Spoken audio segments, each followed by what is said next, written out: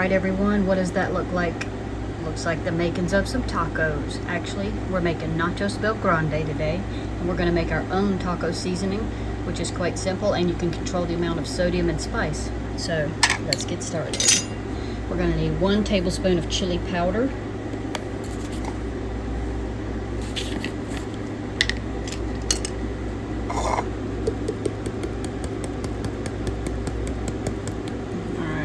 probably pop the top off.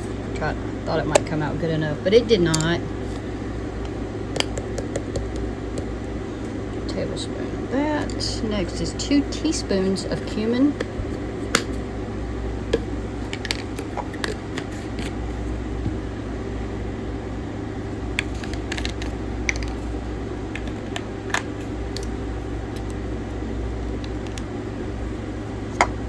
When you ever cook tacos, I don't know if you all think this, but it kind of smells like the bottom of a shoe. It's because of the cumin. Alright, that's the signature scent right there. Teaspoon of paprika.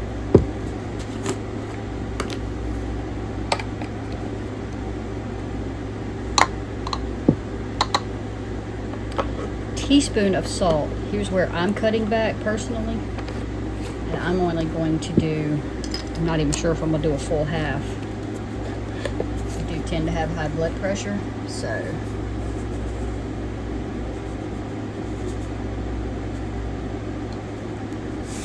I'm going to go. See, I don't really measure things like this. I usually sprinkle, and when I feel like the sprinkle is done, that's when I stop. So that's why it's hard for me to come up with measurements on things. So I'm going to think that's enough for me, and that's probably more like a quarter. Tried to put that back, missed, that's okay. Next, teaspoon of black pepper. Now for my daughter's sake, I'll cut this back to a half as well. Because I am going to add in fact, I might only do a quarter on that. That's a lot of pepper, I think. I'm only going to do a quarter of, pepper. Because I am going to add a few sprinkle of red chili flakes. Seriously small sprinkle. Alright. Half a teaspoon of garlic powder. Now for me, this is where I wouldn't mind putting a full in, but I'll go with the half. This comes out fast, so I'm not going to take the top off. Alright. I'm in a cloud here. Half a onion powder.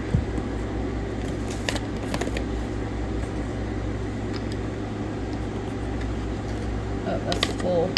Which would be okay too. I like onion powder as well. Sometimes if you do go less on salt and pepper, you might want to increase some of the others. And the last one is a half of oregano.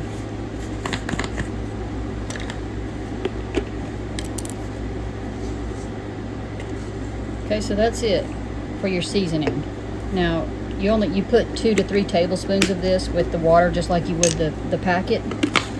And I do believe that this has been designed to almost cover, you could probably put this whole thing in there, but for 1 pound of meat, you might want to save some in a jar, because you can save it for a while.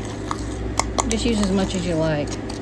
But you definitely want 2 to 3 tablespoons, and I've tried to determine how much this actually makes. So let's see. Well, there's 1. Let's see if I can set it to the side. 2. So yeah, I think this whole thing is equivalent to 1 sauce packet. Alright, so that's that. So now we're going to go to the stove.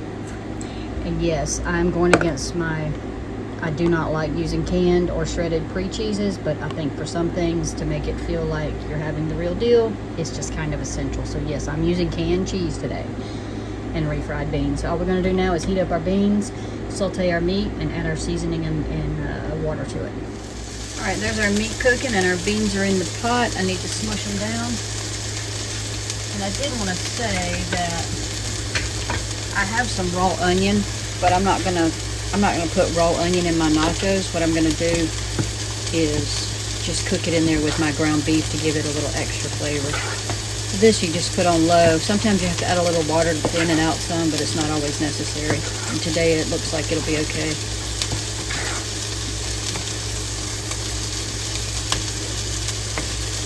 I would have rather had some con queso, but I'm going to start chopping this meat up a little bit.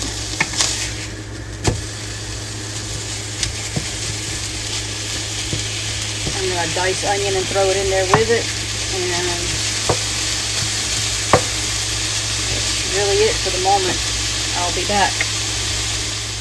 Alright, I also have my cheese heating up in a pot over there. And if you wanted to, you could take a little bit of this seasoning and add it to your cheese, especially if you were only using it as a dip.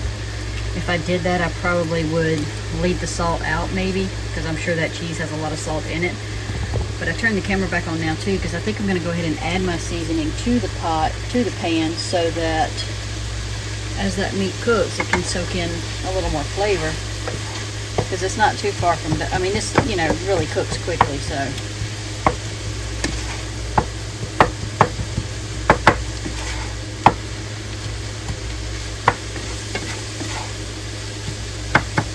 That way we can stink up the house a little faster.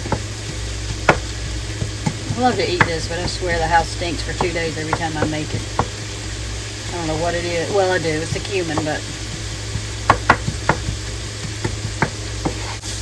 just going to let that simmer for a few more minutes. Then I'm going to add about, I think I'm only going to add about a 1/4 cup of water, because it's not as pasty as the Taco Bell season kit usually is.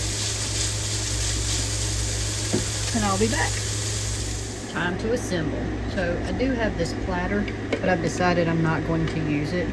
I think that for us, hands grabbing in, it'll be a lot easier. So we've got the sour cream and salsa there.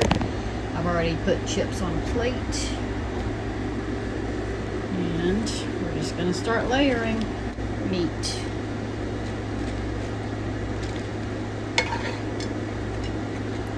Yeah, I got a tall mountain going here. I'm gonna have to take that placemat away from my husband too. When we eat red stuff, he don't get to have the placemat. Alright, refried beans. This is the only time he eats refried beans. He told me not to be skimpy, so I'm piling it up. I don't know if he meant it, but alright. I guess I should put the cheese on. And then the lettuce and tomato on top. Makes the most sense, right? Because you wouldn't want the cheese on top of the lettuce.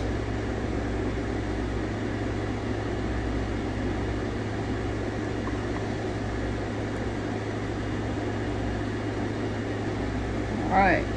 Now we'll just do lettuce and tomato.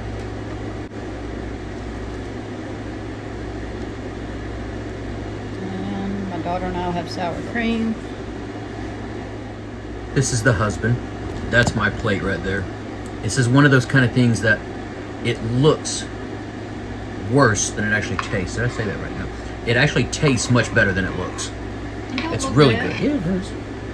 Tell them you don't want any tomatoes. So. No, I don't want tomatoes. So we're going to have to show a different plate. I'll get the big plates.